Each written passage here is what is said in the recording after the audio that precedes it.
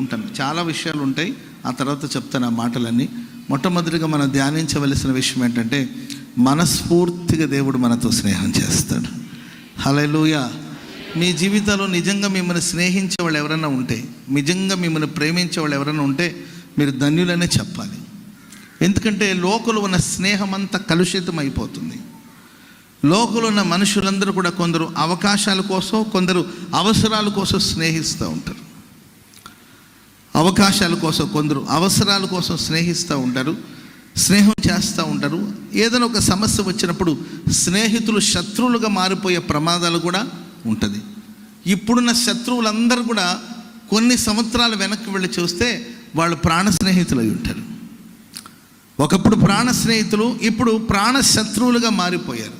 దైవజనులు యేసన్న గారు అందుకే రాశారు, ప్రాణమిత్రులే శత్రువులై ప్రాకారములను కూల్చినను అని దైవజనులు యేసన్న గారు ఒక పాట రాశారు. ఎందుకంటే ఆయన ప్రాణ స్నేహితులు, ఆయన ఎవరినైతే ప్రాణ స్నేహితులుగా భావించాడో ఆ ప్రాణమిత్రులే శత్రువులుగా మారిపోయి ప్రాకారాల్ని కూల్చివేయాలని ప్రయత్నించిన సందర్భాలు. దేవుని బిడ్డలారా, లోకంలో ఉన్న స్నేహం మంచిగా జెన్యూన్గా స్నేహిస్తే, జెన్యూన్గా ప్రేమిస్తే మంచిది. కానీ ఈరోజు స్నేహితులు అని పిలువబడే వాళ్ళందరూ కూడా మనస్ఫూర్తిగా స్నేహిస్తున్నారా? బైబిల్ అసలు మహా ఎండకు కాలిన అరణ్యములో నీతో స్నేహించిన వాడని నేనే. స్తోత్రం చెప్పడం గట్టిగా. అది మహా ఎండ కావచ్చు, అది కాలిపోయిన అరణ్యం కావచ్చు, నీ జీవితాలు ఎండిపోయిన అనుభవాలు సాగిపోతూ ఉండొచ్చు, అది కాలిపోయిన అరణ్యం కావచ్చు, భీకర ధ్వని కలిగిన పాడైన ఎడారులు కావచ్చు. అలాంటి పరిస్థితుల్లో మనతో స్నేహం చేయడానికి కోసం మనల్ని వెతుక్కుంటూ వచ్చిన దేవుడు మనస్ఫూర్తిగా ఆయన స్నేహిస్తాడు.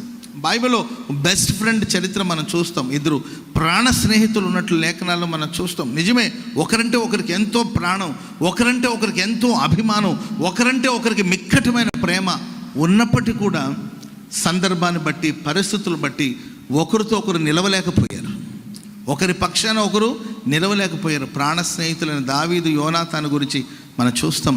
దావీదుని ఎంతో ప్రేమించాడు, స్నేహించాడు, అభిమానించాడు. కానీ అరణ్యములో దావీదు తిరుగుతున్నప్పుడు యోనాతాను అతనితో పాటు నిలబడలేకపోయాడు. దావీదు అరణ్యములోనికి వెళ్ళాడు, యోనాతాను తన రాజనగరంలోనికి తిరిగి వెళ్ళిపోయాడు. నిజమే, ఈ విశ్వాసయాత్రలో సాగిపోతున్న మన బ్రతుకులో ఎందరో మనుషులు వచ్చి మనతో స్నేహం చేయొచ్చు, మనతో ప్రేమగా ఉండొచ్చు, మనతో అభిమానంగా ఉండొచ్చు. ఎవరిని మనం ఏమీ అనలేము, ఎవరి కారణాలు వాళ్ళు చెప్పుకోగలుగుతారు. జోనాతాన్ అడిగితే అతని కారణాలు ఆయనకు ఉంటుంది. ఆయా సందర్భాన్ని మనుషులందరూ కూడా విడిచి తొలగిపోవచ్చేమో, కానీ మన దేవుడు నిజమైన స్నేహితుడు. స్తోత్రం చెప్పడం గట్టిగా. మనస్ఫూర్తిగా ఆయన స్నేహిస్తాడు. మనుషులతో వాడితో కలవద్దు, వీడితో కలిసి ఉండు, వాడితో పోవద్దు, వాళ్ళ కులం ఏంటి మన కులం ఏంటి, వాళ్ళ చర్చ ఏంటి మన చర్చ ఏంటి, వాళ్ళ ప్రార్థన ఏంటి మన ప్రార్థన ఏంటి, వాళ్ళతో కలవద్దు, వీళ్ళతోనే కలవ, వీళ్ళు మనోళ్ళు, వీడు మంచోడు, వీడితోనే స్నేహం చేయి, వీళ్ళతో ఉండు, వీళ్ళు మన కుటుంబస్తులు, వీళ్ళు బంధువులు అని మనుషులతో స్నేహం చేయమని ప్రోత్సహిస్తే బై ఫోర్సు, బలవంతంగా తల్లికి భయపడో, తండ్రికి భయపడో, రక్త సంబంధులు భయపడో, మనసు లేకపోయినా కొందరితో కలిసి ఆ స్నేహం చేస్తూ సాగిపోతూ ఉంటారు. కానీ మనం ఆరాధిస్తున్న దేవుడు మనపూర్వకముగా మనస్ఫూర్తిగా మనతో స్నేహించే దేవుడు.